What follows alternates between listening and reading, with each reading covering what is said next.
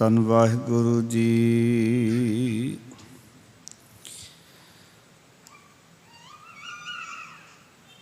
ਜੇਤਾ ਜਿਉ ਪਿੰਡ ਸਭ ਤੇਰਾ, ਤੂੰ ਅੰਤਰ ਜਾਮੀ। ਪੁਰਖ ਭਗਵਾਨ ਦਾਸਨ ਦਾਸ ਕਹਿ ਜਨ ਨਾਨਕ। ਜਿਹਾ ਤੂੰ ਕਰਾਹੇ ਤਿਹਾ ਹੂੰ ਕਰੀ ਵਖਿਆਨ। ਸਤਿਨਾਮ। ਧੰਨ ਵਾਹਿਗੁਰੂ ਜੀ। ਗੋਂਡ ਜੈਸੇ ਮੰਦਰ ਮਹਿ ਬਲਹਰ ਨਾ ਠਾਰੈ, ਨਾਮ ਬਿਨਾ ਕੈਸੇ ਪਾਰ ਉਤਾਰੈ। ਕੁੰਭ ਬਿਨਾ ਜਲ ਨਾ ਟਿਕਾਵੈ, ਸਾਧੂ ਬਿਨ ਐਸੇ ਅਵਗਤ ਜਾਵੈ। ਜਾਰੋ ਤਿਸੈ ਜੋ ਰਾਮ ਨ ਚੇਤੈ, ਤਨ ਮਨ ਰਮਤ ਰਹਿ ਮਹਿ ਖੇਤੈ। ਰਹਾਉ ਜੈਸੇ ਜਲ ਹਰ ਬਿਨਾ ਜਿਮੀ ਨਹੀਂ ਬੋਈਐ, ਸੂਤ ਬਿਨਾ ਕੈਸੇ ਮਣि ਪਰੋਈਐ। ਕੁੰਡੀ ਬਿਨਾ ਕਿਆ ਗੰਠ ਚੜਾਈਐ, ਸਾਧੂ ਬਿਨ ਤੈਸੇ ਅਵਗਤ ਜਾਈਐ। ਜੈਸੇ ਮਾਤ ਪਿਤਾ ਬਿਨ ਬਾਲ ਨ ਹੋਈ, ਬਿੰਬ ਬਿਨਾ ਕੈਸੇ ਕਪਰੇ ਧੋਈ।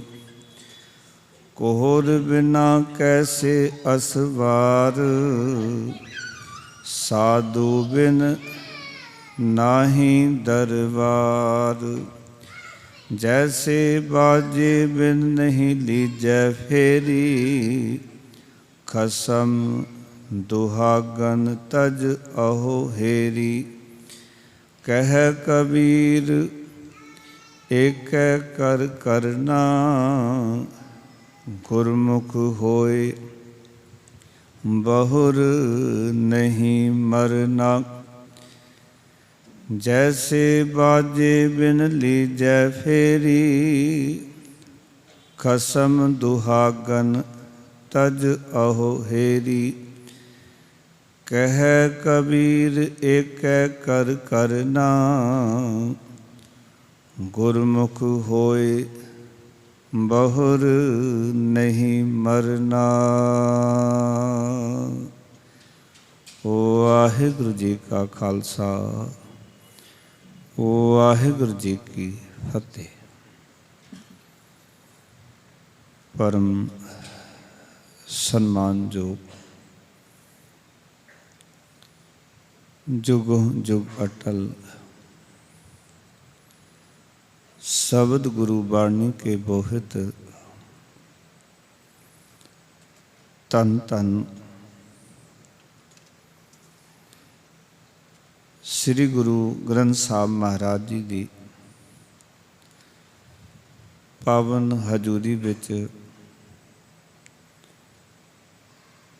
ਜੁੜ ਬੈਠੇ ਸਤਸੰਗੀ ਜਨੋ, ਭਗਤਾਂ ਦੀ ਬਾਣੀ ਦੀ ਲੜੀਵਾਰ ਵਿਚਾਰ ਗੋਂਡ ਰਾਗ ਦੇ ਵਿੱਚ ਚੱਲ ਰਹੀ ਹੈ। ਵਿਚਾਰ ਅਧੀਨ ਅੱਜ 9ਵਾਂ ਸ਼ਬਦ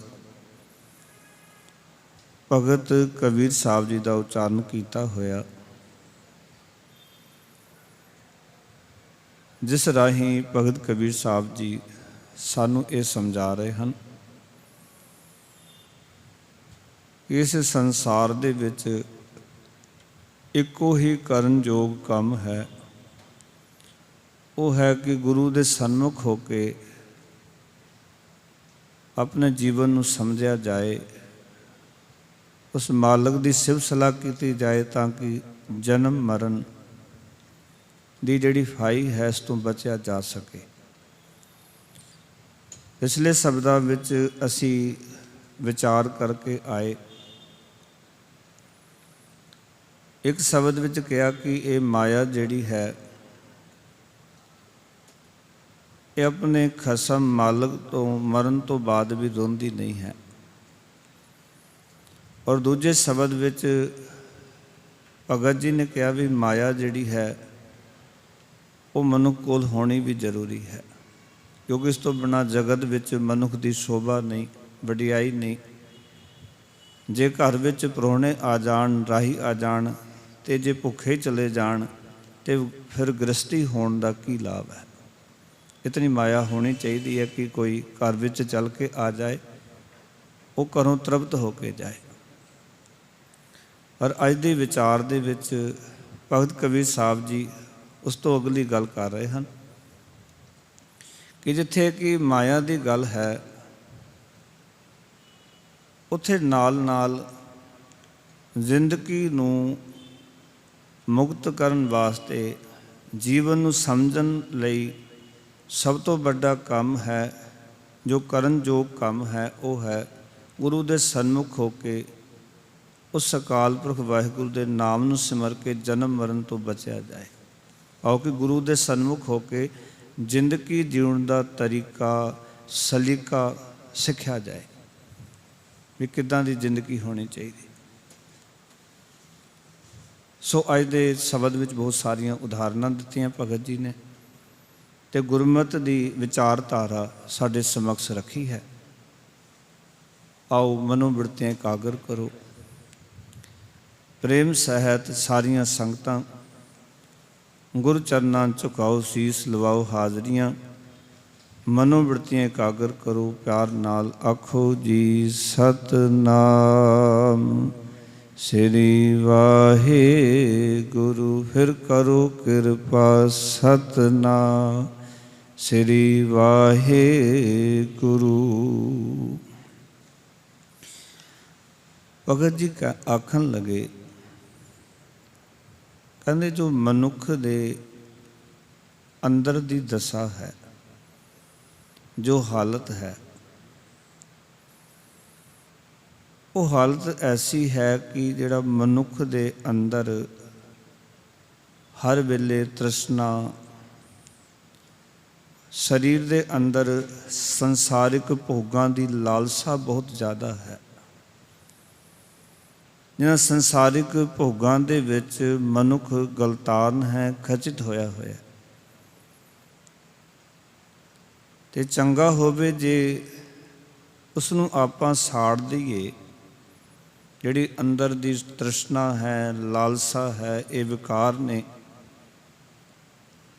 जिहड़े विकार सानू अकाल पुरख वाहिगुरू चेते नहीं करन दिंदे। कहण लगे जारो तिसै जो राम ना चेतै। जारो का अर्थ हुंदा साड़ना। आखन लगे मैं उस मन नूं, उन्हां फुरनियां नूं, उन्हां विचारां नूं, तृष्णा ते मनसावां दे उन्हां ख्यालां नूं साड़दे हां जो प्रभु नूं नहीं सिमरन देंदे, रब नूं याद नहीं करन देंदे। क्योंकि ये मन है जिहड़ा कि सानू रब नूं सिमरन नहीं दिंदा। ते मन की है? संसार दे फुरने। और ये जिहड़ा साडा मन है ये संसार दियां रवायतां विच खचित हो जाता है, तो कई बार उसनूं धर्म समझ पैंदा है। इस करके गुरबाणी सानू ये भी प्रेरणा करती है कि जालो ऐसी रीत, वो रीत नूं साड़ दे जिस रीत नूं करदिआं तैनूं रब जी चेते नहीं आउंदे। जालो ऐसी रीत जित मैं प्यारा विसरै, नानक साई भली प्रीत जित साहिब सेती ਪਤ ਰਹਿ। ਉਸ ਰੀਤ ਨੂੰ ਸਾੜ ਦੇ। ਕੀ ਕਰਨਾ?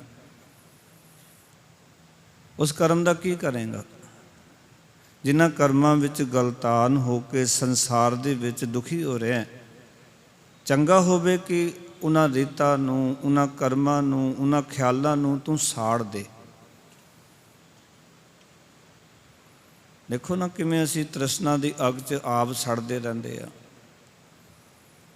ਆਪ ਦੁਖੀ ਹੁੰਦੇ ਆ, ਕਈ ਵਾਰੀ ਦੂਜਿਆਂ ਨੂੰ ਵੀ ਦੁਖੀ ਕਰਦੇ ਆ।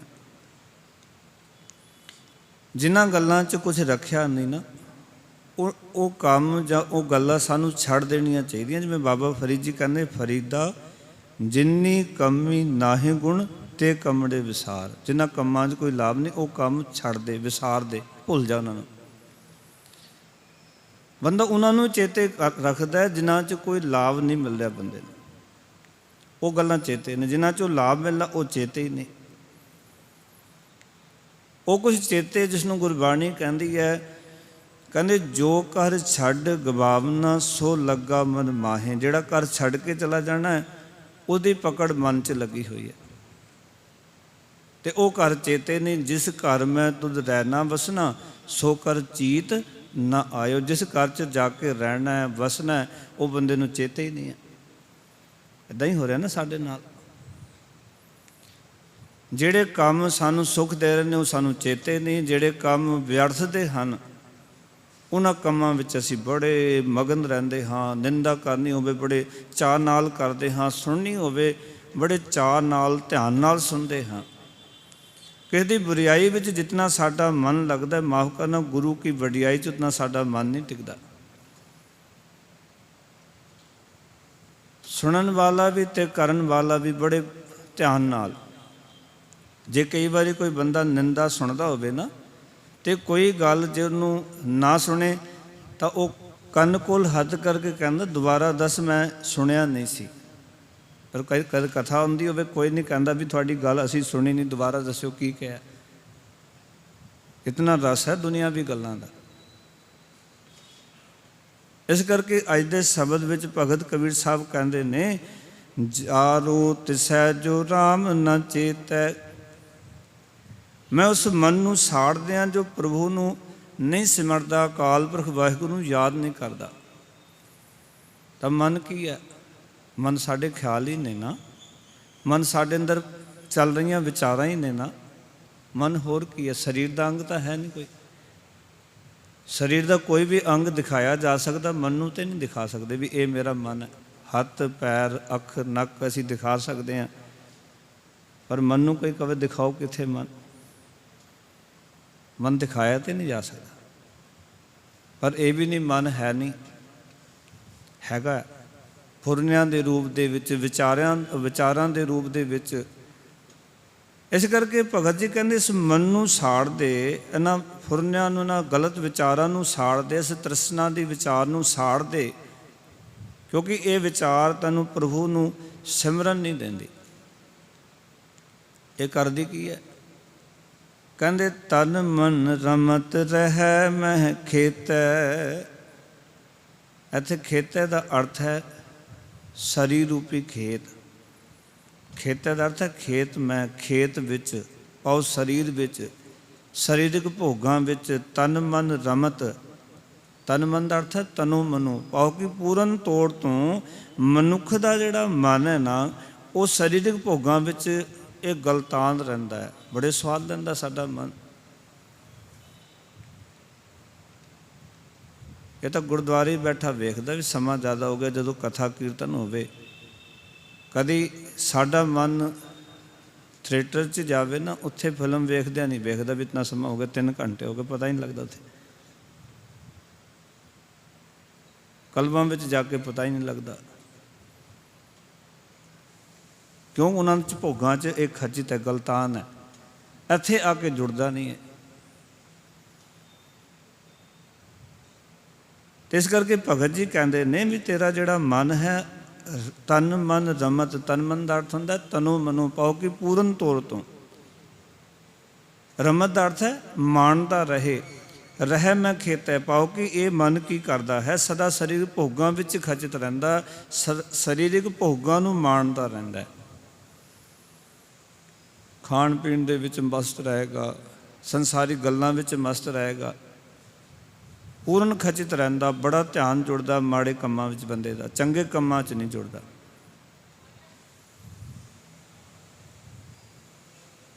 ਇੱਕ ਦਾਸ ਬੇਨਤੀ ਕਰੇ, ਕਬੀਰ ਸਾਹਿਬ ਨੇ ਜਿਹੜੀ ਵਿਚਾਰ ਸਾਡੇ ਸਾਹਮਣੇ ਰੱਖੀ, ਕਬੀਰ ਸਾਹਿਬ ਕਹਿੰਦੇ ਕਹਿ ਕਬੀਰ ਅਬ ਜਾਣਿਆ ਜਬ ਜਾਣਿਆ ਤੋ ਮਨ ਮਾਨਿਆ। ਇਸ ਦਾ ਅਰਥ ਹੈ ਕਿ ਅਸਲ ਵਿੱਚ ਸਾਡਾ ਮਨ ਜੇ ਸਰੀਰਕ ਭੋਗਾਂ ਵਿੱਚ ਜੁੜਿਆ ਤਾਂ ਉਸ ਬਾਰੇ ਜਾਣਦਾ ਹੈ। ਉਹਨਾਂ ਚਸਕਿਆਂ ਦੇ ਵਿੱਚ ਗਲਤਾਨ ਹੋਇਆ ਉਹਨਾਂ ਚਸਕਿਆਂ ਦੀ ਸੋਝੀ ਇਸ ਨੂੰ। ਅਤੇ ਮਾਫ਼ ਕਰਨਾ, ਜੇ ਬਾਣੀ 'ਚ ਨਹੀਂ ਨਾ ਜੁੜਦਾ, ਸਤਸੰਗ ਵਿੱਚ ਬੈਠ ਕੇ ਜਦੋਂ ਸਾਨੂੰ ਕਹਿੰਦਾ ਚਲੋ ਘਰ ਚੱਲੀਏ, ਇੱਕ ਬੰਦਾ ਨਾਲ ਦਾ ਉੱਠੇ ਨਾ ਅਤੇ ਸਾਡਾ ਮਨ ਵੀ ਕਹਿੰਦਾ ਚਲੋ ਆਪਾਂ ਵੀ ਉੱਠ ਚੱਲੀਏ। ਉਸ ਵੇਲੇ ਦੇਖਿਆ ਕਰੋ ਆਪਣੇ ਮਨ ਦੀ ਹਾਲਤ, ਨਾਲ ਹੀ ਕਹਿ ਦਿੰਦਾ ਵੀ ਇਹ ਉੱਠਿਆ ਚਲੋ ਆਪਾਂ ਵੀ ਚੱਲੀਏ। ਹੁਣ ਮੌਕਾ ਮਿਲ ਗਿਆ, ਇੱਕ ਬੰਦਾ ਚਲਾ ਗਿਆ। ਇੱਦਾਂ ਹੀ ਹੁੰਦਾ ਨਾ ਸਾਡਾ, ਕਈ ਵਾਰੀ ਨਾਲ ਦਾ ਕੋਈ ਉੱਠਿਆ ਅਤੇ ਸਾਡਾ ਮਨ ਵੀ ਇੱਕ ਵਾਰੀ ਭੋਗਣਾ ਸ਼ੁਰੂ ਕਰੇਗਾ ਵੀ ਚੱਲ ਤੂੰ ਵੀ ਉੱਠ ਲੈ। ਹੁਣ ਤਾਂ ਬਹਾਨਾ ਹੈ ਨਾ ਵੀ ਜੇ ਕੋਈ ਨਹੀਂ ਸੀ ਉੱਠਿਆ ਅਤੇ ਫਿਰ ਵੀ ਬੈਠਾ ਸੀ, ਕੋਈ ਉੱਠਿਆ ਅਤੇ ਹੁਣ ਭਾਈ ਕੋਈ ਕਹੇਗਾ ਵੀ ਫਲਾਣਾ ਵੀ ਗਿਆ, ਚਲੋ ਮੈਂ ਵੀ ਨਾਲ ਚਲਾ ਜਾਵਾਂ। ਇਹ ਸਾਡੇ ਮਨ ਦੀ ਦਸ਼ਾ ਹੈ। ਕਬੀਰ ਸਾਹਿਬ ਕਹਿੰਦੇ ਹੁਣ ਮੈਂ ਉਸ ਅਕਾਲ ਪੁਰਖ ਵਾਹਿਗੁਰੂ ਜੀ ਨੂੰ ਜਾਣ ਲਿਆ ਨਾ ਤਾਂ ਮੇਰਾ ਮਨ ਮੰਨ ਗਿਆ। ਜਦੋਂ ਤੱਕ ਅਸੀਂ ਸੱਚੀ ਗੱਲ ਤਾਂ ਇਹ ਹੈ ਕਿ ਬਾਣੀ ਦਾ ਰਸ, ਸ਼ੁਭ ਵਿਚਾਰਾਂ ਦਾ ਗਿਆਨ ਨਹੀਂ ਹੋ ਜਾਂਦਾ, ਰੱਬੀ ਗੁਣਾਂ ਦੀ ਸਮਝ ਨਹੀਂ ਆ ਜਾਂਦੀ, ਤਾਂ ਇਹਨਾਂ ਗੁਣਾਂ ਦੇ ਵਿੱਚ ਸਾਡਾ ਮਨ ਟਿਕਦਾ ਨਹੀਂ, ਕਿਉਂਕਿ ਸਮਝ ਨਹੀਂ ਆਈ। ਜਿਸ ਦਿਨ ਸਾਨੂੰ ਸਮਝ ਆ ਗਈ ਨਾ ਵੀ ਸਾਡੇ ਜੀਵਨ ਦਾ ਸੁੱਖ ਇਹ ਰੱਬੀ ਗੁਣ ਨੇ, ਉਸ ਦਿਨ ਸਾਡਾ ਮਨ ਕਿਤੇ ਵੀ ਨਹੀਂ ਜਾਏਗਾ। ਫਿਰ ਤੁਸੀਂ ਯਤਨ ਕਰੋਗੇ ਵੀ ਆਪਾਂ ਰੱਬੀ ਗੁਣ ਇਕੱਤਰ ਕਰਨੇ ਜੀਵਨ 'ਚ, ਚੰਗਿਆਈਆਂ ਇਕੱਠੀਆਂ ਕਰਨੀਆਂ ਆਪਾਂ। ਜਦੋਂ ਕਬੀਰ ਸਾਹਿਬ ਕਹਿੰਦੇ ਕਹਿ ਕਬੀਰ ਅਬ ਜਾਣਿਆ ਜਬ ਜਾਣਿਆ ਤੋ ਮਨ ਮਾਲੇ, ਜਦੋਂ ਮੈਂ ਜਾਣ ਲਿਆ ਮੇਰਾ ਮਨ ਮੰਨ ਗਿਆ। ਇਸ ਦਾ ਅਰਥ ਇਹ ਸਪਸ਼ਟ ਹੈ ਵੀ ਅਸੀਂ ਧਰਮ ਨੂੰ ਜਾਣਿਆ ਨਹੀਂ, ਧਰਮ ਨੂੰ ਅਸੀਂ ਰਸਮਾਂ ਤੱਕ ਰੱਖਿਆ, ਕਿਰਿਆ ਤੱਕ ਰੱਖਿਆ ਬਾਹਰ ਦੀ। ਅਤੇ ਜਦ ਤੱਕ ਸਾਡੇ ਸਰੀਰ ਦੀਆਂ ਕਿਰਿਆਵਾਂ ਰਹਿਣਗੀਆਂ ਨਾ ਤਾਂ ਕਿਰਿਆ ਦੇ ਵਿੱਚ ਸਾਡਾ ਮਨ ਨਹੀਂ ਹੋਏਗਾ। ਇਸ ਮਨ ਨੂੰ ਕਿਰਿਆਵਾਂ ਤੋਂ ਅੱਗੇ ਲੈ ਕੇ ਜਾਓ। ਮੱਥਾ ਟੇਕਣਾ ਇੱਕ ਕਿਰਿਆ ਹੈ, ਸੇਵਾ ਕਰਨੀ ਇੱਕ ਕਿਰਿਆ ਹੈ, ਪਾਠ ਕਰਨਾ ਇੱਕ ਕਿਰਿਆ ਬਣ ਗਈ। ਇਸ ਤੋਂ ਅੱਗੇ ਲੈ ਕੇ ਜਾਓ ਕਿ ਇਸ ਕਿਰਿਆ ਤੋਂ ਅੱਗੇ ਕੀ ਹੈ, ਕਿ ਬਾਣੀ ਸਾਨੂੰ ਕਹਿੰਦੀ ਕੀ ਹੈ। ਜੇ ਬਾਣੀ ਮੁਤਾਬਿਕ ਜ਼ਿੰਦਗੀ ਜੀਵਾਂਗਾ ਤਾਂ ਕਿਹੜੇ ਕਿਹੜੇ ਸੁੱਖ ਮੈਨੂੰ ਜੀਵਨ 'ਚ ਪ੍ਰਾਪਤ ਹੋਣਗੇ।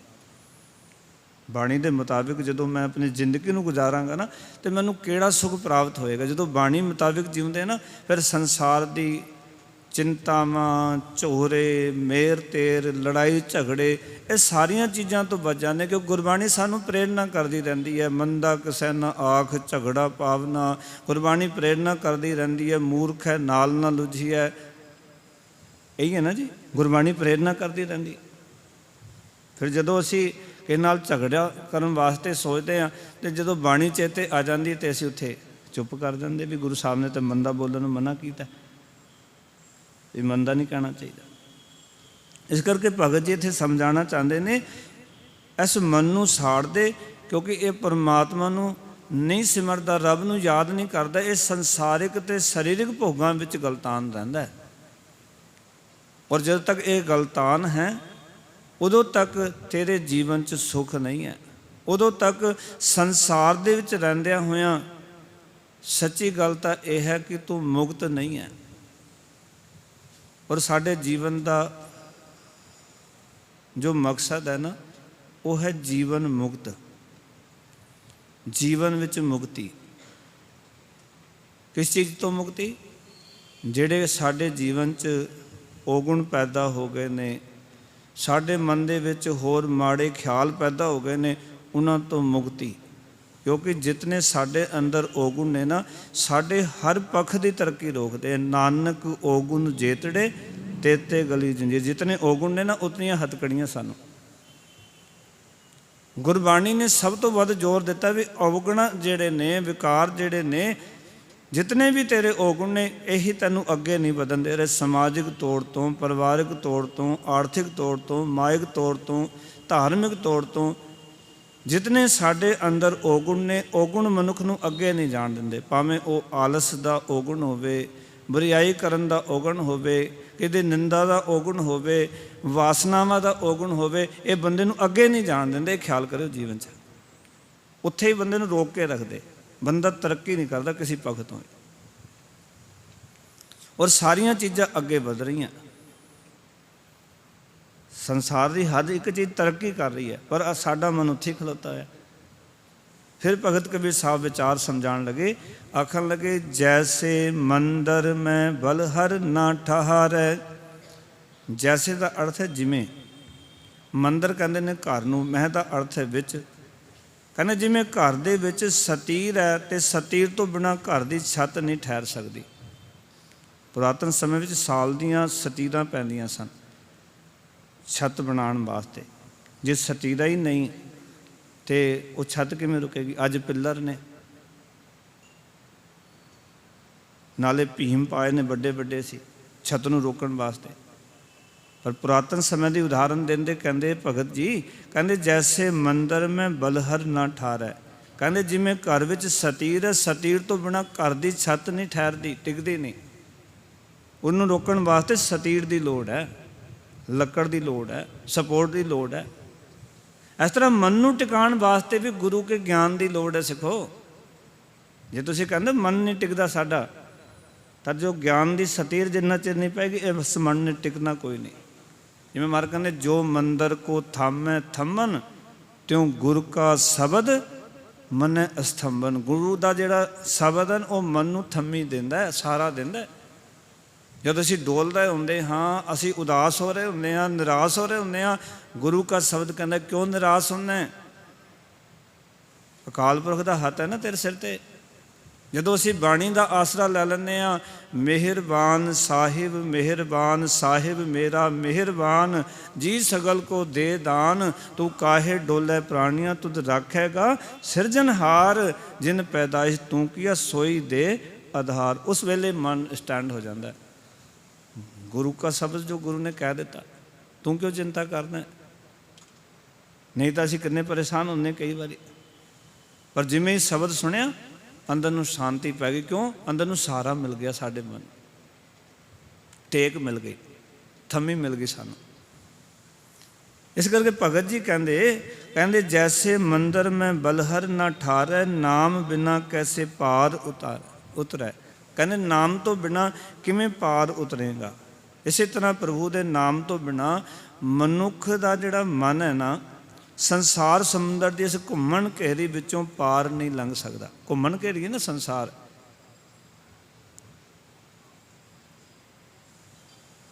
ਅਸਲ ਵਿੱਚ ਜਿਤਨਾ ਅਸੀਂ ਨੇੜੇ ਹੋ ਕੇ ਵੇਖਦੇ ਹਾਂ ਨਾ, ਧਿਆਨ ਨਾਲ ਤੱਕਦੇ ਹਾਂ, ਉਦੋਂ ਸਾਨੂੰ ਸਮਝ ਆ ਜਾਂਦਾ ਵੀ ਸੰਸਾਰ ਘੁੰਮਣ ਘੇਰੀ ਹੈ। ਜੇ ਆਪਾਂ ਇਸ ਦੇ ਨੇੜੇ ਹੀ ਨਾ ਹੋਈਏ, ਫਿਰ ਸਾਨੂੰ ਪਤਾ ਕੋਈ ਨਹੀਂ ਲੱਗਦਾ ਵੀ ਸੰਸਾਰ ਵੀ ਕੋਈ ਘੁੰਮਣ ਘੇਰੀ ਹੈ।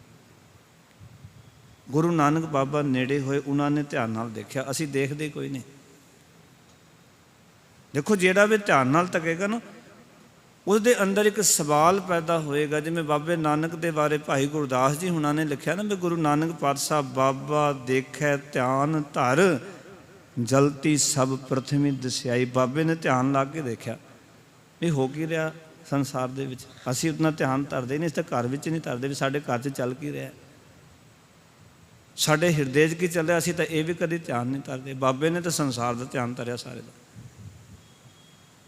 ਅਸੀਂ ਆਪਣੇ ਘਰ ਜੋਗੇ ਨਹੀਂ ਮਾਫ ਕਰਨਾ, ਆਪਣੇ ਘਰ ਦੀ ਹਿਫਾਜ਼ਤ ਕਰਨ ਜੋਗੇ ਨਹੀਂ। ਬਾਬੇ ਨਾਨਕ ਨੂੰ ਸਾਰੀ ਦੁਨੀਆ ਦੀ ਫਿਕਰ ਹੈ, ਸਾਨੂੰ ਆਪਣੇ ਸਰੀਰ ਦੀ ਫਿਕਰ ਨਹੀਂ, ਆਪਣੇ ਮਨ ਦੀ ਫਿਕਰ ਨਹੀਂ, ਆਪਣੇ ਪਰਿਵਾਰ ਦੀ ਫਿਕਰ ਨਹੀਂ। ਬਾਬੇ ਨੂੰ ਸਾਰੀ ਦੁਨੀਆ ਦੀ ਫਿਕਰ ਹੈ। ਕਿਉਂਕਿ ਬਾਬੇ ਨੇ ਧਿਆਨ ਧਰ ਕੇ ਵੇਖਿਆ, ਅਸੀਂ ਨਹੀਂ ਦੇਖਦੇ।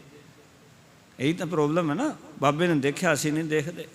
ਭਾਈ ਗੁਰਦਾਸ ਜੀ ਕਹਿੰਦੇ ਬਾਬਾ ਦੇਖੈ ਧਿਆਨ ਧਰ, ਜਲਤੀ ਸਭ ਪ੍ਰਥਮੀ ਦਸਿਆਈ, ਬਾਜੋ ਗੁਰੂ ਗੁਬਾਰ ਹੈ ਕਰਤੀ ਸੁਣੀ ਲੁਕਾਈ। ਹਾਹਾਕਾਰ ਮਚੀ ਹੋਈ ਸੀ ਸੰਸਾਰ 'ਚ, ਤੇ ਬਾਬੇ ਨੇ ਕੀ ਕੀਤਾ? ਉਸ ਹਾਹਾਕਾਰ ਨੂੰ ਠਾਰਨ ਵਾਸਤੇ ਭਾਈ ਗੁਰਦਾਸ ਜੀ ਕਹਿੰਦੇ ਨੇ, ਰੇਤ ਅਕ ਆਹਾਰ ਕਰ, ਰੋਣਾ ਕੀ ਗੁਰ ਕਰੀ ਵਿਛਾਈ। ਗੁਰੂ ਨਾਨਕ ਪਾਤਸ਼ਾਹ ਉੱਠ ਪਏ। ਹਾਹਾਕਾਰ ਨੂੰ ਸ਼ਾਂਤ ਕਰਨ ਵਾਸਤੇ ਗੁਰੂ ਨਾਨਕ ਪਾਤਸ਼ਾਹ ਮਖਮਲ ਦੇ ਗੱਦਿਆਂ ਸੌਣ ਵਾਲੇ, ਉਹਨਾਂ ਨੂੰ ਰੋੜਿਆਂ ਦੇ ਉੱਤੇ, ਉਹਨਾਂ ਨੂੰ ਭੋਵੇਂ ਜ਼ਮੀਨ 'ਤੇ ਸੌਣਾ ਪਿਆ। ਕੰਡਿਆਂ ਦੇ ਉੱਤੇ ਸੌਣਾ ਪਿਆ, ਰਾਤਾਂ ਕੱਟੀਆਂ, ਪਰ ਉਹ ਸੰਸਾਰ ਦਾ ਦੁੱਖ ਨਾ ਦੇਖਿਆ ਬਾਬੇ ਨੇ। ਸੰਸਾਰ ਸਮੁੰਦਰ ਦੇ ਵਿੱਚ ਡੁੱਬ ਰਹੇ ਲੋਕਾਂ ਨੂੰ ਤਾਰਨ ਵਾਸਤੇ ਗੁਰੂ ਪਿਤਾ ਮਹਾਰਾਜ ਚੱਲ ਪਏ ਔਰ ਲੋਕਾਂ ਦਾ ਉद्धार ਕੀਤਾ, ਲੋਕਾਂ ਨੂੰ ਜੀਵਨ ਜਾਚ ਬਸੀ। ਕਿਹੜੇ ਸੱਜਣ ਠੱਗ ਬਣ ਕੇ ਡੁੱਬ ਰਿਹਾ ਸੀ, ਕੋਈ ਬਲੀ ਗੰਧਾਰੀ ਕਰਕੇ ਡੁੱਬ ਰਿਹਾ ਸੀ, ਕੋਈ ਹਮਜਾ ਗੋਂਸ ਬਣ ਕੇ ਡੁੱਬ ਰਿਹਾ ਸੀ, ਕੋਈ ਤੁਸੀਂ ਵੇਖੋ ਕਲਯੁਗੀ ਪਾਂਡਾ ਬਣ ਕੇ ਡੁੱਬ ਰਿਹਾ ਸੀ, ਕੋਈ ਕਿਸੇ ਹੋਰ ਰੂਪ ਦੇ ਵਿੱਚ ਸੰਸਾਰ ਸਮੁੰਦਰ 'ਚ ਗੋਤੇ ਖਾ ਰਿਹਾ ਸੀ। ਜੋਗੀ ਆਪਣੇ ਹੰਕਾਰ 'ਚ ਚੂਰ ਹੋਏ, ਮਸਤ ਹੋਏ ਸਨ, ਡੁੱਬ ਰਹੇ ਸਨ। ਬਾਬੇ ਨੇ ਜਾ ਕੇ ਉਹਨਾਂ ਨੂੰ ਜੀਵਨ ਜਾਚ ਬਖਸ਼ੀ। ਬਾਬਾ ਜੀ ਚੱਲ ਪਏ। ਅਸੀਂ ਆਪਣੇ ਅੰਦਰ ਵਾਸਤੇ ਚਲੀਏ, ਆਪਣੇ ਇਸ ਘਰ ਦੀ ਹਿਫਾਜ਼ਤ ਵਾਸਤੇ ਸੁਚੇਤ ਹੋਈਏ। ਹਰ ਇੱਕ ਬੰਦਾ ਆਪਣੇ ਆਪਣੇ ਸਰੀਰ ਨੂੰ, ਮੈਨੂੰ ਕੁਝ ਸੰਗਤਾਂ ਕਹਿੰਦੀਆਂ ਕਿ ਚੌਪਈ ਸਾਹਿਬ ਦੇ ਵਿੱਚ ਸਾਡੇ ਪਰਿਵਾਰ ਦੀ ਅਰਦਾਸ ਹੈ। ਮੈਂ ਕਿ ਪਰਿਵਾਰ ਤੁਹਾਨੂੰ ਪਤਾ ਕਿਹੜਾ? ਕਹਿੰਦੇ ਪਰਿਵਾਰ ਉਹੀ ਮਾਤਾ ਪਿਤਾ ਭੈਣ ਭਰਾ। ਮੈਂ ਕਿ ਇਹ ਪਰਿਵਾਰ ਤੁਹਾਡੇ ਗਿਆਨ ਇੰਦਰੇ ਨੇ। ਜਦੋਂ ਤੁਸੀਂ ਕਰਦੇ ਹੋ ਨਾ, ਹਮਰੀ ਕਰੋ ਹਾਥ ਦੇ ਰੱਛਾ, ਪੂਰਨ ਹੋਏ ਚਿਤ ਕੀ ਇੱਛਾ, ਤਬ ਚਰਨਨ ਮਨ ਰਹੇ ਹਮਾਰਾ, ਆਪਣਾ ਜਾਨ ਕਰੋ ਪ੍ਰਤਪਾਰਾ, ਹਮਰੇ ਦੁਸ਼ਟ ਸਵੈ ਤੁਮ ਕਹਾਵੋ, ਆਪ ਹਾਥ ਦੇ ਮੋਹਿ ਬਚਾਵੋ, ਸੁਖੀ ਵਸੈ ਮੋਰੋ ਪਰਿਵਾਰਾ। ਇਹ ਮੋਰੋ ਪਰਿਵਾਰਾ ਕੀ ਹੈ? ਇਹ ਸਾਡੇ ਗਿਆਨ ਇੰਦਰੇ ਤੇ ਕਰਮ ਇੰਦਰੇ, ਸਾਡਾ ਪਰਿਵਾਰ ਤਾਂ ਇਹ ਹੈ। ਇਸ ਨੂੰ ਹੀ ਕਬੀਰ ਸਾਹਿਬ ਨੇ ਆਖਿਆ ਸੀ ਕਿ ਸਭ ਪਰਿਵਾਰ ਚੜਾਇਆ ਬੇੜੇ। ਮਾਤਾ ਪਿਤਾ ਭੈਣ ਭਰਾ ਨੂੰ ਨਹੀਂ ਸੀ ਕਿਹਾ। ਜਿਹੜਾ ਸਾਡਾ ਪਰਿਵਾਰ ਡੁੱਬ ਰਿਹਾ ਨਾ, ਅੱਖਾਂ ਪਰਾਇਆ ਰੂਪ ਤੱਕਦੀਆਂ ਜਾਂ ਡੁੱਬ ਰਹੀਆਂ, ਕੰਨ ਨਿੰਦਾ ਸੁਣ ਕੇ ਡੁੱਬ ਰਹੇ ਨੇ, ਇਸ ਪਰਿਵਾਰ ਦੀ ਗੱਲ ਕੀਤੀ ਸੀ। ਅਸੀਂ ਤਾਂ ਵਿਆਖਿਆ ਹੀ ਨਹੀਂ ਕਰ ਸਕੇ ਅੱਜ ਤੱਕ ਗੁਰਬਾਣੀ ਦੀ ਸਹੀ ਕਰਕੇ। ਅਸੀਂ ਤਾਂ ਦੂਜੇ ਪਾਸੇ ਲੈ ਗਏ ਸਾਰੀ ਕਹਾਣੀ। ਪੈਸੇ ਇਕੱਠੇ ਕਰਨ ਵਾਸਤੇ ਵੀ ਪੈਸੇ ਇਕੱਠੇ ਕਰ ਲਓ, ਸੰਗਤਾਂ ਕੋਲੋਂ ਜਿਤਨਾ ਹੁੰਦਾ ਮਾਲ ਬਟੋਲ ਲਓ, ਇਹਨਾਂ ਨੂੰ ਗੁੰਮਰਾਹ ਕਰ ਕਰ।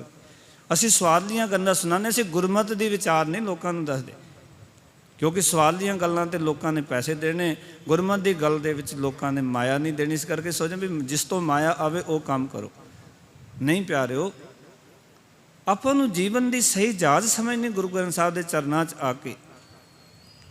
ਇਸ ਕਰਕੇ ਇੱਥੇ ਸਮਝਾਉਣ ਲੱਗੇ ਭਗਤ ਜੀ, ਕਹਿੰਦੇ ਨਾਮ ਬਿਨਾ ਕੈਸੇ ਪਾਰ ਉਤਰੈ, ਨਾਮ ਤੋਂ ਬਿਨਾ ਮਨੁੱਖ ਸੰਸਾਰ ਸਮੁੰਦਰ ਦੇ ਇਸ ਘੁੰਮਣ ਕੌਰੀ ਵਿੱਚੋਂ ਕਿਵੇਂ ਪਾਰ ਲੰਘ ਸਕਦਾ? ਨਹੀਂ ਲੰਘ ਸਕਦਾ। ਨਾਮ ਚਾਹੀਦਾ। ਨਾਮ ਦਾ ਅਰਥ ਹੈ ਗਿਆਨ, ਗਿਆਨ ਦਾ ਅਰਥ ਹੈ ਗੁਰੂ ਸਾਹਿਬ ਦਾ ਹੁਕਮ, ਗੁਰੂ ਸਾਹਿਬ ਜੀ ਦੀ ਵਿਚਾਰਧਾਰਾ। ਫਿਰ ਕਹਿਣ ਲੱਗੇ, ਕਹਿੰਦੇ ਕੁੰਭ ਬਿਨਾ ਜਲ ਨਾ ਟਿਕਾਵੈ, ਸਾਧੂ ਬਿਨ ਐਸੇ ਅਵਗਤ ਜਾਵੈ। ਕਹਿੰਦੇ ਜਿਵੇਂ ਘੜੇ ਤੋਂ ਬਿਨਾ ਪਾਣੀ ਨਹੀਂ ਟਿਕ ਸਕਦਾ ਨਾ, ਜਿਵੇਂ ਗੁਰੂ ਨਾਨਕ ਪਾਤਸ਼ਾਹ ਨੇ ਵੀ ਕਿਹਾ, ਕੁੰਭੇ ਬੱਧਾ ਜਲ ਰਹਿ, ਜਲ ਬਿਨ ਕੁੰਭ ਨਾ ਹੋਏ, ਗਿਆਨ ਕਾ ਬੱਧਾ ਮਨ ਰਹਿ, ਗੁਰ ਬਿਨ ਗਿਆਨ ਨਾ ਹੋਏ। ਗੁਰੂ ਤੋਂ ਬਿਨਾ ਗਿਆਨ ਨਹੀਂ ਮਿਲਦਾ ਸਿੱਖੋ, ਤੇ ਗਿਆਨ ਤੋਂ ਬਿਨਾ ਮਨ ਨਹੀਂ ਟਿਕ ਸਕਦਾ। ਜਿਵੇਂ ਕੁੰਭ ਤੋਂ ਬਿਨਾ ਪਾਣੀ ਨਹੀਂ ਟਿਕ ਸਕਦਾ ਨਾ, ਟਿਕਾਉਣ ਵਾਸਤੇ ਕਹਿੰਦੇ ਕੁੰਭ ਬਿਨਾ ਜਲ ਨਾ ਟਿਕਾਵੈ। ਕਹਿੰਦੇ ਘੜੇ ਤੋਂ ਬਿਨਾ ਪਾਣੀ ਨਹੀਂ ਟਿਕਦਾ, ਸਾਧੂ ਬਿਨ ਐਸੇ ਅਮੁਕਤ ਜਾਵੈ। ਸਾਧੂ ਦਾ ਅਰਥ ਹੈ ਗੁਰੂ ਤੋਂ ਬਿਨਾ ਮਨੁੱਖ ਦਾ ਮਨ ਨਹੀਂ ਟਿਕਦਾ। ਮਨੁੱਖ ਦੁਨੀਆ ਦੇ ਭੈੜੇ ਹਾਲ ਵਿੱਚ ਰਹਿੰਦਾ ਹੈ। ਅਵਗਤ ਪਾਓ ਕਿ ਅਵਗਤ ਦਾ ਅਰਥ ਹੁੰਦਾ ਹੈ ਕਿ ਇਸ ਦੀ ਗਤੀ ਨਹੀਂ ਹੁੰਦੀ, ਇਹ ਮੁਕਤ ਨਹੀਂ ਹੁੰਦਾ। ਗਤ ਦਾ ਗਤੀ, ਅਵਗਤ ਦਾ ਅਰਥ ਹੈ ਜਿਹੜਾ ਅਵਗਤੀ ਪਾਓ, ਮੁਕਤੀ ਨਾ ਹੋਣੀ। ਗੁਰੂ ਤੋਂ ਬਿਨਾ ਸਾਡੇ ਜੀਵਨ 'ਚ ਮੁਕਤੀ ਨਹੀਂ ਹੈ। ਇਹਨਾਂ ਮਾੜੇ ਖਿਆਲਾਂ ਤੋਂ ਗੁਰੂ ਹੀ ਸਾਨੂੰ ਮੁਕਤ ਕਰ ਸਕਦਾ। ਦੁਨੀਆ ਦੇ ਭੈੜੇ ਹਾਲ ਵਿੱਚ ਜਿੱਥੇ ਅਸੀਂ ਜੀ ਰਹੇ ਨਾ, ਦੁਖੀ ਹੋ ਰਹੇ ਗੱਲ ਗੱਲ 'ਤੇ, ਜਦੋਂ ਆਪਾਂ ਗੁਰੂ ਗ੍ਰੰਥ ਸਾਹਿਬ ਦੀ ਵਿਚਾਰਧਾਰਾ ਦੇ ਮੁਤਾਬਿਕ ਜੀਵਾਂਗੇ ਨਾ, ਸਾਨੂੰ ਕੋਈ ਦੁਖੀ ਨਹੀਂ ਕਰ ਸਕਦਾ। ਮੈਂ ਗਾਰੰਟੀ ਨਾਲ ਲਿਖ ਕੇ ਦੇ ਸਕਦਾ, ਜੇ ਗੁਰੂ ਗ੍ਰੰਥ ਸਾਹਿਬ ਦੀ ਵਿਚਾਰਧਾਰਾ ਤੁਸੀਂ ਪਰਪੱਕ ਕਰ ਲਈ ਜੀਵਨ 'ਚ, ਗੁਰੂ ਕਾ ਉਪਦੇਸ਼ ਪੱਕਾ ਕਰ ਲਿਆ, ਤੁਹਾਨੂੰ ਕੋਈ ਦੁਖੀ ਨਹੀਂ ਕਰ ਸਕਦਾ। ਦੁਖੀ ਤੁਹਾਨੂੰ ਵੈਸੇ ਵੀ ਕੋਈ ਨਹੀਂ ਕਰਦਾ, ਤੁਹਾਡੇ ਆਪਣੇ ਖਿਆਲ ਤੁਹਾਨੂੰ ਦੁਖੀ ਕਰਦੇ ਆ। ਤੁਸੀਂ ਜਿਹੜੇ ਖਿਆਲ ਬਣਾ ਕੇ ਬੈਠੇ ਹੋ ਨਾ ਵੀ ਸੰਸਾਰ ਸਤਿਕਾਰ ਕਰੇ, ਪਰਿਵਾਰ ਸਤਿਕਾਰ ਕਰੇ, ਇਹ ਮਿਲ ਜਾਏ ਉਹ ਮਿਲ ਜਾਏ, ਇਹ ਚੀਜ਼ਾਂ ਤੁਹਾਨੂੰ ਦੁਖੀ ਕਰਦੀਆਂ। ਅਤੇ ਜਦੋਂ ਗੁਰਬਾਣੀ ਦੇ ਮੁਤਾਬਿਕ ਜੀਓਗੇ ਤੁਹਾਨੂੰ ਕੌਣ ਦੁਖੀ ਕਰੇਗਾ? ਫਿਰ ਗੁਰੂ ਪਿਤਾ ਕਹਿਣ ਲੱਗੇ, ਕਹਿੰਦੇ ਜੈਸੇ ਜਲ ਹਰ ਬਿਨਾ ਜਿਮੀ ਨਹੀਂ ਬੋਈਐ। ਜਲ ਹਰ, ਵਿਦਵਾਨਾਂ ਨੇ ਇਹਨੂੰ ਜਲ ਧਰ ਵੀ ਲਿਖਿਆ। ਜਲ ਧਰ ਦਾ ਅਰਥ ਹੁੰਦਾ ਹੈ ਕਿਸਾਨ। ਕਹਿੰਦੇ ਜਿਵੇਂ ਕਿਸਾਨ ਤੋਂ ਬਿਨਾ ਕਹਿੰਦੇ ਜ਼ਮੀਨ ਨਹੀਂ ਬੀਜੀ ਜਾ ਸਕਦੀ। ਜ਼ਮੀਨ ਨੂੰ ਬੀਜਣ ਵਾਸਤੇ ਕਿਸਾਨ ਦੀ ਲੋੜ ਹੈ। ਜੇ ਕੋਈ ਕਿਸਾਨ ਨਹੀਂ ਤਾਂ ਕਿੰਨੀ ਜ਼ਮੀਨਾਂ ਪਈਆਂ ਦੁਨੀਆ 'ਚ, ਪਰ ਕੋਈ ਬੋਣ ਵਾਲਾ ਤਾਂ ਚਾਹੀਦਾ ਨਾ। ਕਿਸਾਨ ਤੋਂ ਬਿਨਾਂ ਜ਼ਮੀਨ ਜਿੰਨੀ ਮਰਜ਼ੀ ਹੋਵੇ ਬੋਈ ਨਹੀਂ ਜਾ ਸਕਦੀ, ਉਹਨੂੰ ਬੋਣ ਵਾਸਤੇ ਕਿਸਾਨ ਚਾਹੀਦਾ। ਜਿਵੇਂ ਕਿਸਾਨ ਤੋਂ ਬਿਨਾਂ ਜ਼ਮੀਨ ਨਹੀਂ ਬੀਜੀ ਜਾ ਸਕਦੀ, ਤੇ ਸੂਤ ਬਿਨਾਂ ਕੈਸੇ ਮਣੀ ਪਰੋਈ ਹੈ। ਮਣੀ ਦਾ ਅਰਥ ਹੈ ਮਣਕੇ। ਧਾਗੇ ਤੋਂ ਬਿਨਾਂ ਮਣਕੇ ਪਰੋਏ ਨਹੀਂ ਜਾ ਸਕਦੇ, ਕਿਉਂਕਿ ਧਾਗਾ ਚਾਹੀਦਾ ਮਣਕਾ ਦੇ ਵਿੱਚ ਪਾਉਣ ਵਾਸਤੇ, ਉਹਨਾਂ ਨੂੰ ਮਾਲਾ ਬਣਾਉਣ ਵਾਸਤੇ। ਧਾਗੇ ਤੋਂ ਬਿਨਾਂ ਕਿਵੇਂ ਪਰੋ ਲਾਂਗੇ? ਫੁੱਲ ਵੀ ਹੁੰਦੇ ਨੇ ਤੇ ਉਹਦੇ ਵਿੱਚ ਧਾਗਾ ਚਾਹੀਦਾ ਨਾ, ਉਹਨਾਂ ਨੂੰ ਮਾਲਾ ਬਣਾਉਣ ਵਾਸਤੇ। ਉਸ ਤੋਂ ਬਿਨਾਂ ਤੇ ਹੋ ਨਹੀਂ ਸਕਦਾ ਨਾ ਕੁਝ ਵੀ। ਕਹਿੰਦੇ ਇਸ ਤਰ੍ਹਾਂ ਕਹਿੰਦੇ ਨੇ, ਸੋਤ ਬਿਨਾਂ ਕੈਸੇ ਮਣੀ ਪਰੋਈ ਹੈ। ਸੋਤ ਤੋਂ ਬਿਨਾਂ ਮਣਕੇ ਜਿਹੜੇ ਨੇ ਨਾ ਉਹ ਪਰੋਏ ਨਹੀਂ ਜਾ ਸਕਦੇ। ਘੁੰਡੀ ਬਿਨ ਕਿਆ ਕੰਠ ਚੜਾਈ ਹੈ। ਘੁੰਟੀ ਤੋਂ ਬਿਨਾਂ ਕਹਿੰਦੇ ਗੰਢ ਨਹੀਂ ਪਾਈ ਜਾ ਸਕਦੀ। ਆਪਾਂ ਜਦੋਂ ਉਸ ਨੂੰ ਮੜੋੜਦੇ ਹਾਂ ਨਾ, ਮੜੋੜੀ ਤੋਂ ਬਿਨਾਂ ਤੁਸੀਂ ਕਹੋ ਵੀ ਕਿਸੇ ਧਾਗੇ ਨੂੰ ਗੰਢ ਲੱਗ ਜਾਏ, ਨਹੀਂ ਲੱਗ ਸਕਦੀ। ਰੱਸੀ ਨੂੰ ਗੰਢ ਮੜੋੜਨਾ ਤਾਂ ਪਏਗਾ ਨਾ, ਘੁੰਡ ਤਾਂ ਪਾਉਣਾ ਪਏਗਾ ਨਾ ਉਹਦੇ ਵਿੱਚ। ਉਸ ਤੋਂ ਬਿਨਾਂ ਕਿਵੇਂ ਤੁਸੀਂ ਕਿਸੇ ਰੱਸੀ ਨੂੰ ਗੰਢ ਮਾਰ ਲਓਗੇ? ਗੰਢ ਮਾਰੀ ਨਹੀਂ ਜਾ ਸਕਦੀ, ਉਹਨੂੰ ਤੇ ਉਹਨੂੰ ਮੜੋੜਨਾ ਤੇ ਪੈਣਾ। ਸਾਧੂ ਬਿਨ ਤੈਸੇ ਅਵਗਤ ਜਾਈਏ। ਕਹਿੰਦੇ ਗੁਰੂ ਤੋਂ ਬਿਨਾਂ ਇਸ ਤਰ੍ਹਾਂ ਮਨੁੱਖ ਭੈੜੇ ਹਾਲ ਵਿੱਚ ਹੀ ਰਹਿੰਦਾ, ਮੁਕਤ ਨਹੀਂ ਹੁੰਦਾ ਸੰਸਾਰ ਦੇ ਬੰਧਨਾਂ 'ਚੋਂ। ਫਿਰ ਕਹਿਣ ਲੱਗੇ, ਜੈਸੇ ਮਾਤ ਪਿਤਾ ਬਿਨ ਬਾਲ ਨਾ ਹੋਈ, ਬਿੰਬ ਬਿਨਾ ਕੈਸੇ ਕਪਰੇ ਧੋਈ। ਜਿਵੇਂ ਮਾਂ ਪਿਓ ਦੇ ਮੇਲ ਤੋਂ ਬਿਨਾਂ ਬੱਚੇ ਦਾ ਜਨਮ ਨਹੀਂ ਹੋ ਸਕਦਾ। ਜਿਤਨੀ ਵੀ ਸਾਇੰਸ ਤਰੱਕੀ ਕਰ ਜਾਏ, ਪਰ ਰੱਬ ਦੀ ਖੇਡ ਜੇ ਪਿਆਰਿਓ, ਮਾਤਾ ਪਿਤਾ ਦੇ ਸੰਜੋਗ ਤੋਂ ਬਿਨਾਂ ਕਿਸੇ ਵੀ ਬੱਚੇ ਦਾ ਜਨਮ ਨਹੀਂ ਹੋ ਸਕਦਾ। ਔਰ ਗੁਰਬਾਣੀ ਸਪਸ਼ਟ ਕਹਿੰਦੀ ਹੈ। ਗੁਰਮਤਿ ਦਾ ਇਹ ਬੜਾ ਪਿਆਰਾ ਸੰਦੇਸ਼ ਤੇ ਵਿਚਾਰ ਸਾਰੇ ਸੰਸਾਰ ਦੇ ਲੋਕਾਂ ਨੂੰ। ਜਿਹੜੇ ਲੋਕ ਕਹਿੰਦੇ ਕੰਨ ਵਿੱਚੋਂ ਬੱਚਾ ਪੈਦਾ ਹੋ ਗਿਆ, ਜਿਹੜੇ ਕਹਿੰਦੇ ਸੂਰਜ ਦੇ ਬਿਨਾਂ ਮਿਲੇ ਬੱਚਾ ਪੈਦਾ ਹੋ ਗਿਆ, ਵਰ ਸਰਾਪਾਂ ਤੋਂ ਬੱਚੇ ਪੈਦਾ ਹੋ ਗਏ। ਗੁਰਮਤਿ ਕਹਿੰਦੀ ਮਾਤਾ ਪਿਤਾ ਜਦੋਂ ਇਕੱਠੇ ਨਹੀਂ ਹੋਣਗੇ, ਉਦੋਂ ਤੋਂ ਉਸ ਤੋਂ ਬਿਨਾਂ ਬੱਚੇ ਦਾ ਜਨਮ ਨਹੀਂ ਹੋ ਸਕਦਾ। ਇਹ ਗੁਰਮਤਿ ਦੀ ਵਿਚਾਰਧਾਰਾ ਹੈ। ਦੁਨੀਆ ਦਾ ਕੋਈ ਚੈਲੰਜ ਨਹੀਂ ਕਰ ਸਕਦਾ ਇਸ ਵਿਚਾਰਧਾਰਾ ਨੂੰ। ਕੋਈ ਸਾਇੰਟਿਸਟ ਅਜੇ ਤੱਕ ਨਹੀਂ ਬਣਿਆ ਜਿਹੜਾ ਇਸ ਵਿਚਾਰਧਾਰਾ ਨੂੰ ਤੋੜ ਸਕਦਾ ਹੋਵੇ। ਮਾਂ ਕੀ ਰਗਤ ਪਿਤਾ ਬਿੰਦ ਧਾਰਾ। ਮਾਂ ਦੀ ਰਗਤ ਚਾਹੀਦੀ ਹੈ, ਪਿਤਾ ਦਾ ਬਿੰਦ ਚਾਹੀਦਾ। ਉਸ ਤੋਂ ਬਿਨਾਂ ਸਰੀਰ ਨਹੀਂ ਬਣ ਸਕਦਾ, ਬੱਚੇ ਦਾ ਜਨਮ ਨਹੀਂ ਹੋ ਸਕਦਾ। ਫਿਰ ਕਹਿਣ ਲੱਗੇ, ਬਿੰਬ ਬਿਨਾਂ ਕੈਸੇ ਕੱਪੜੇ ਧੋਈ। ਕਹਿੰਦੇ ਪਾਣੀ ਤੋਂ ਬਿਨਾਂ ਕੱਪੜੇ ਨਹੀਂ ਧੁੱਪਦੇ, ਕੱਪੜੇ ਧੋਣ ਵਾਸਤੇ ਪਾਣੀ ਚਾਹੀਦਾ। ਫਿਰ ਕਹਿਣ ਲੱਗੇ, ਘੋਰ ਬਿਨਾਂ ਕੈਸੇ ਅਸਵਾਰ, ਸਾਧੂ ਬਿਨ ਨਹੀਂ ਦਰਬਾਰ। ਸਾਧੂ ਬਿਨ ਨਹੀਂ ਦਰਬਾਰ। ਘੋਰ ਬਿਨਾਂ ਕੈਸੇ ਅਸਵਾਰ, ਪਾਓ ਕਿ ਘੋੜਾ ਹੀ ਨਾ ਹੋਵੇ ਤਾਂ ਕੋਈ ਅਸਵਾਰੀ ਕਿਵੇਂ ਕਰ ਸਕਦਾ? ਅਸਵਾਰ ਕਿਵੇਂ ਅਖਵਾ ਸਕਦਾ?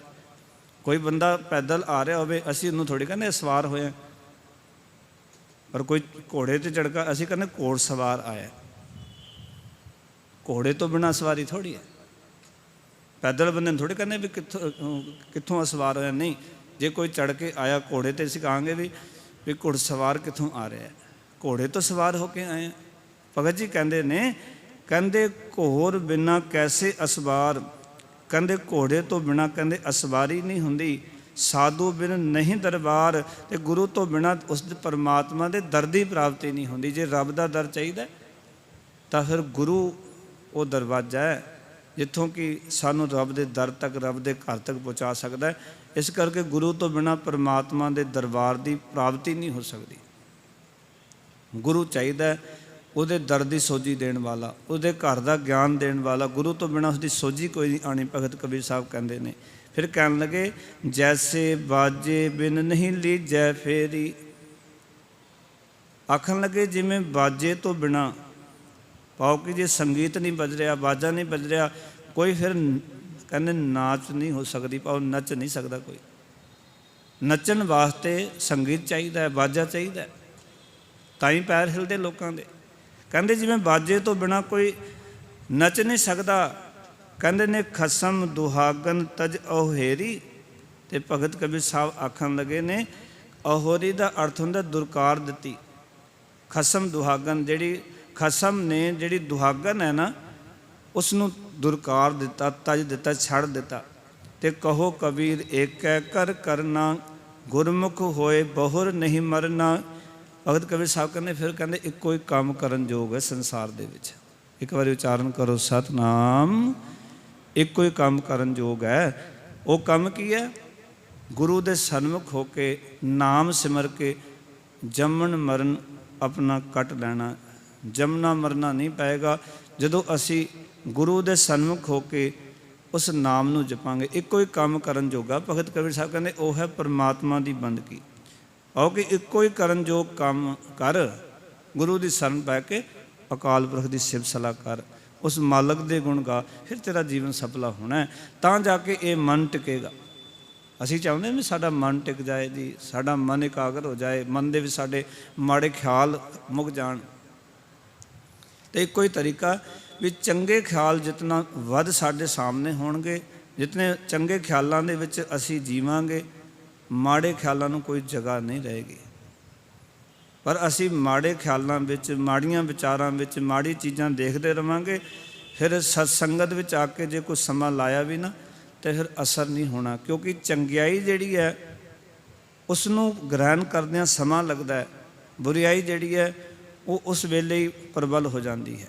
ਕਿਉਂਕਿ ਮਹਾਰਾਜ ਕਹਿੰਦੇ ਚੰਗਿਆਈਆਂ ਆਲਕ ਕਰੇ, ਬੁਰਿਆਈ ਹੋਏ ਸ਼ੇਰ। ਜੇ ਚੰਗੇ ਕੰਮਾਂ ਤੋਂ ਆਲਸ ਕਰਾਂਗੇ ਨਾ, ਬੁਰਿਆਈ ਆਪੇ ਸ਼ੇਰ ਹੋ ਜਾਣੀ। ਚੰਗੇ ਕੰਮਾਂ ਤੋਂ ਆਲਸ ਨਾ ਕਰੀਏ।